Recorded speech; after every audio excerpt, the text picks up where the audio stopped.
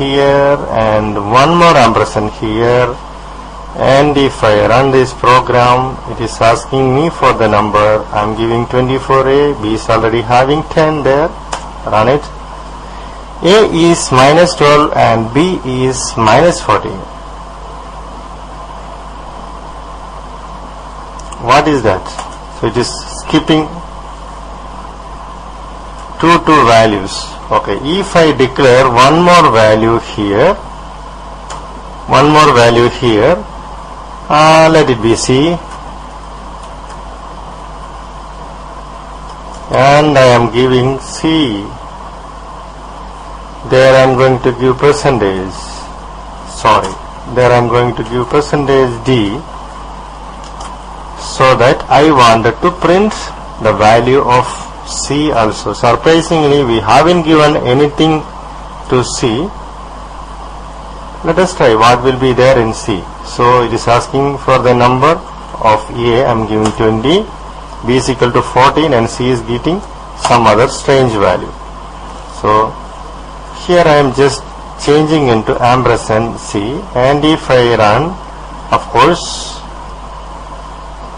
I am entering 80, any number to A, 12, 14, 16. It is just incremented in steps of 2. So the address of A is printed over here, address of B is printed over here, and the address of C is printed over here. That means all these variables are stored consecutively in the memory location, and each of them are having 2-byte memory locations, and all the values got printed. The address location for A is got printed, B got printed, C got printed here. So if you want to get the real values, then no need of ampersand. If you are interested in the values in A, B, C, then no need of ampersand here in the case of printf. But in the case of scanf, we are going to get a value from the user, and we are going to save the value into the memory location. So scanf is essential for ampersand is essential for scanf, and there is no need of ampersand in the case of printf. So we have A equal to 30, B equal to 10, 30 value we have given at the run time, and B is already having the value, and the C is initialized as 0 here in this case. That value got printed. This is a simple C program. Okay, let us try some more experiments. So I am giving ptr1. I am giving one more variable ptr1 with a slight change here. I am going to put one star here. That means integer star ptr1. This is a usual type of variable. So star ptr means it's a pointer variable. Nothing special in pointer variable. This is more or less similar to the integer variable only. It is supposed to save some values. Okay, here I am going to assign pt star ptr1 equal to 6. So the entire statement I am going to comment it, so that we are not going to use it again in this program. And I am printing printf and okay, I want to print the value. I want to print the value of ptr1, and that is of integer type, so I have to use %d. That is a formatting character to represent the integer data type. So I have to print the value of ptr1, and let us try it. Let us save the program, run it. ptr1 is already assigned a value of 6. Okay, I forgot to put a semicolon here. This is essential for all the C statements. If the statement is completed, then it should end with a semicolon. Still we have one more error. What is that? Printf undefined symbol. Okay, it was PTR. Control F9. It's asking for a number 10. And 1, 2, 3, 1, 2, 4, 6 got printed. So this enter number, even that is not necessary, and reading the number is also not necessary, because we have a value here PTR1, that value is 6, and we are just trying to print it out. Let me run it. It is printing some other value 842. Again let me run 842. 842 is the value getting printed. Actually the value required is 6. Let me put a star over here. Control F9. It is getting 6. Now we are getting 6. The star is the value operator. If you want to get the value from a string, from a pointer variable, we should use star. If you use without star, then it is going to print the address location of the particular PTR. So the pointer variable is also a variable similar to other variables. The only difference between the pointer variable and the other variable, this pointer variable PTR1 is going to hold the memory address location where we have stored this value 6. Let me make the concept little more clear. See, in the computer memory system, all the numbers are stored in terms of zeros and ones, and for our convenience we are grouping them into binary format, hexadecimal format, and we are grouping numbers of bytes. If you represent 2 hexadecimal digits, we can form a byte, and in C language, in the 16-bit platform, we are using 2 bytes to represent an integer number. So if you declare an integer pointer, then 2 byte location, memory location, will be reserved for our program to run, and that place will be having an address value. That value will be stored in this variable PTR1. So PTR1 is a variable which is holding the memory location where the real value is stored. In the other case, C is a variable which is pointing to a place where the value is stored. Here it is indirectly stored. So we have, while running this program, we are getting some value, that is 842. That we are getting 842 because we have printed it in the form of decimal numbers. So 842, that will let it be a number, and that number represent to a particular memory location in this system, and that value is getting printed. So in that particular memory location, we are going to or the computer is going to store the value 6. If you change the 60 into some other number, it is not going to make any change. It is going to be saved in the same memory location. If you run, it is giving the memory location. Okay, let me put it in this way. The memory, so the memory locations are addressed by numbers. So the memory location, LOCATION, the memory location, that number is having the value, holding the value. Okay, let me give one more %d and comma. Here I am going to give star PTR1.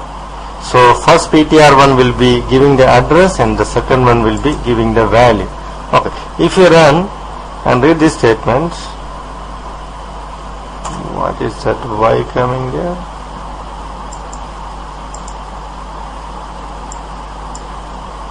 Memory. Okay, it's a Y for the memory. The memory location 886 is holding a value 230. So that is very clear. So let me have one more variable here. comma star ptr2 equal to 100.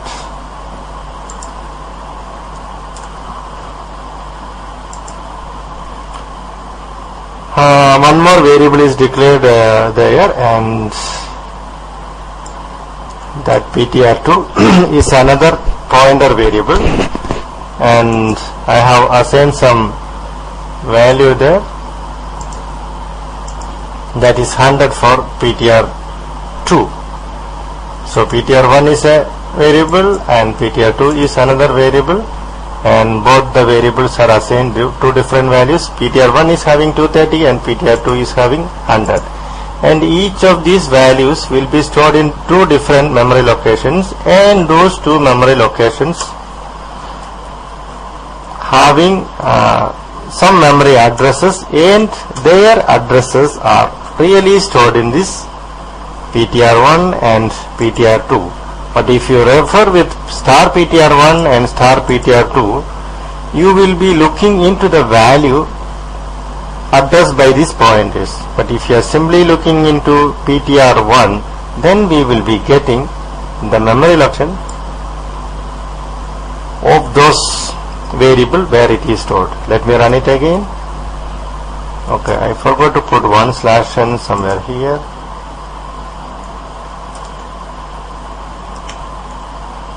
Okay, memory location 936 is holding a value this, and the memory location 100 is holding a value the next one.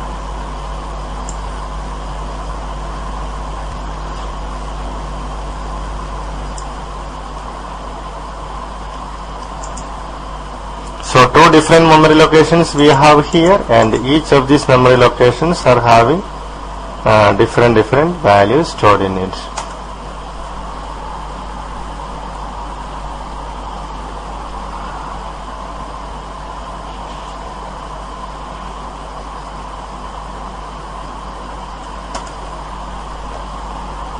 ptr1 and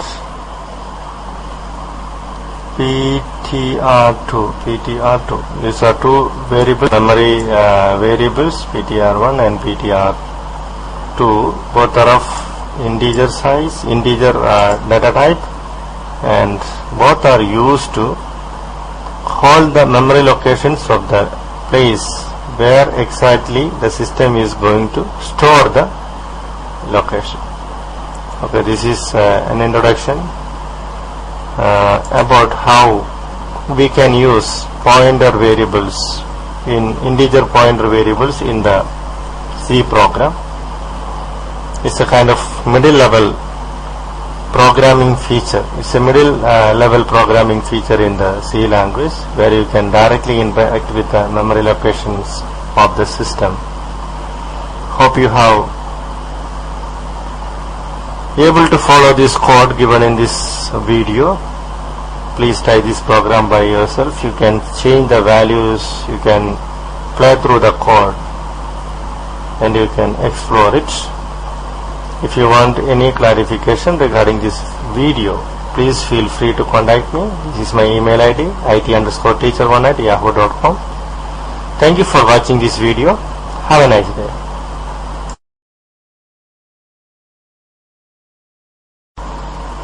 Hello, welcome back to C programming. In this video we are going to try a new program. Okay, let us start the program. So here I am going to include the header file #include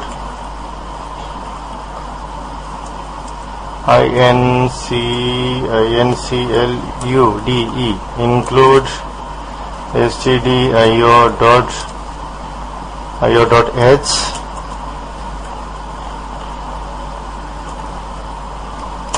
#include stdio.h. stdio.h is a header file used in C program, and this should be used in C programs if you want to use the standard input operations to be used in the program. And these header files are having the usual prototypes to use those functions. stdio.h we are using for using scanf, printf and many other functions and many constants in our program. Similarly, we use conio.h. Conio.h stands for console input output header file. Some other console input output, the input output to the monitor and the keyboard operations. For example, the functions like clrscr and getch and many more functions are prototyped in conio.h. Okay, this is the main function in our C program. Every C program there will be a main function, and that will be the entry point in our program. So it is when it is started executing, or when the program is being loaded into the memory, the main function will be the entry point into the operating system for its execution. Okay, here in this program I am going to declare a variable int a. Okay, it's a variable in the sense, if you are declaring a int a integer variable, the variable will be of the type integer, or it will be having a size integer data type. Integer data type can hold some values of in this operating system, in this platform it can hold 16-bit values. There are two type of integer, one is signed and another one is unsigned. Unsigned in the sense it will be having only the positive values, and signed one will be having both positive and negative side values. So int a. So here I am going to print printf. Here I am going to print a message, enter a number, so that user will be getting a idea what to do when the program is getting executed. Here scanf, I am going to read some value into the variable a. So of course the variable a is of integer type and %d, comma, I am going to give a here, sorry, a.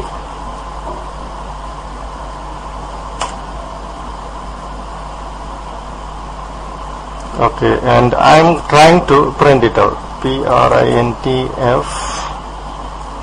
Of course there are some errors in the program. We will see what is the response of the program, and we will debug it, and we will solve the problems one by one. So I am going to print the value of a, and here again, because it is integer type, I am going to give %d. Okay, for the smooth vision of the output, let me give getch here, so that it will be waiting for the user to give a response after seeing the output of this program. Let me clear the screen, clrscr. So the program is done, and let me see. Okay, let me give the name of the program. Okay, let me name it as pointer.c, whatever, I have given just a name, pointer. So this is a program. Let us try it out whether it is working or not. Control F9, enter a number. I am going to give 1, and I entered. It is giving some wrong value. So there is something wrong. Let us find it out what is wrong in this program. So here scanf %d and comma a I have given. That means something wrong here, I suppose. Let me try an ampersand here and try it out. I am going to enter 1. Okay, I am getting 1 as displayed. So ampersand is required along with the scanf function. The reason is we are going to read the value into the address location in the memory of the system where the data value of A is going to be stored. So this ampersand operator is called address operator. So the value which is inputted by the user, it is going to be saved into the address. So in the scanf we should use the ampersand operator. Then why not here? Why not here an ampersand in the printf statement? Okay, let us try it out. Control F9. I am giving the same one. So I am getting some other value. So that is 12. Something wrong there. So in that case, we are not going to print the address of A there, but the value inside the A. So if you print ampersand A, it will print the address of A, but not the value in the A.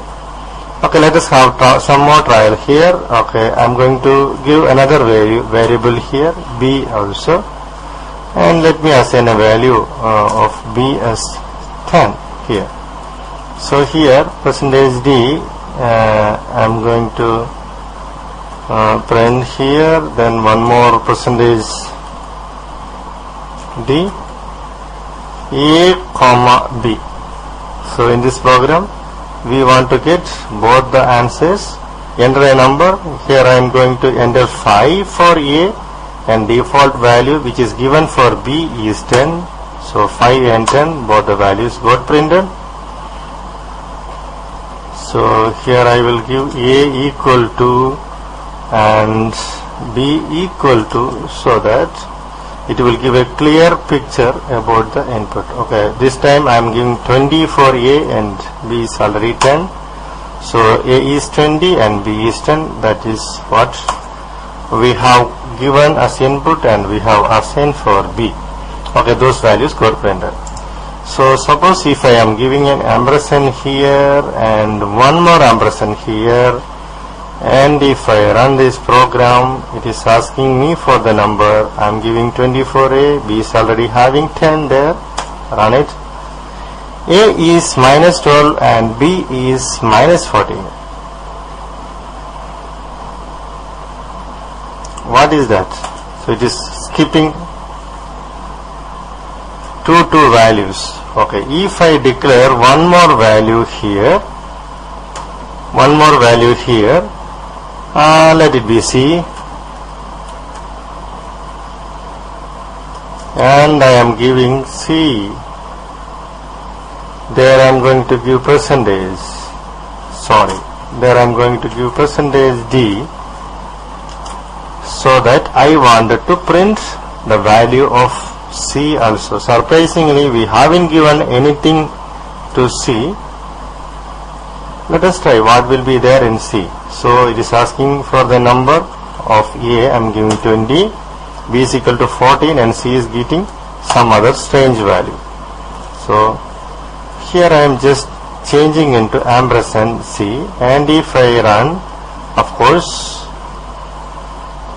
I am entering 80, any number to A, 12, 14, 16. It is just incremented in steps of 2. So the address of A is printed over here, address of B is printed over here, and the address of C is printed off here. That means all these variables are stored consecutively in the memory location, and each of them are having 2-byte memory locations, and all the values got printed. The address location for A is got printed, B got printed, C got printed here. So if you want to get the real values, then no need of ampersand. If you are interested in the values in A, B, C, then no need of ampersand here in the case of printf. But in the case of scanf, we are going to get a value from the user and we are going to save the value into the memory location. So scanf is essential for ampersand is essential for scanf, and there is no need of ampersand in the case of printf. So we have A equal to 30, B equal to 10, that the value we have given at the time run time, and B is already having the value, and C is initialized as 0 here in this case. That value got printed. This is a simple C program. Okay, let us try some more